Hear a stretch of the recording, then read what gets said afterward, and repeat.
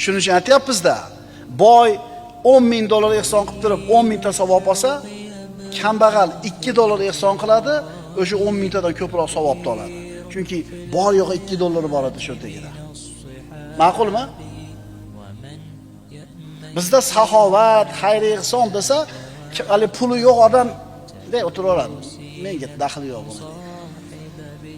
Haligi zakot haqida, haj haqida savol so'rasa boylar. Kambag'al odam o'chiradi antenasini. Deydi, meni pulim yo'q deydi. Buni deydi, menga aloqasi yo'q deydi. Xuddi shunga o'xshagandek, xayr ehson, saxovat haqida gapirganda, puli ko'p bo'lmagan odam nima qiladi? Antenani o'chirib qo'yadi. Ammo menga daxli yo'q deydi.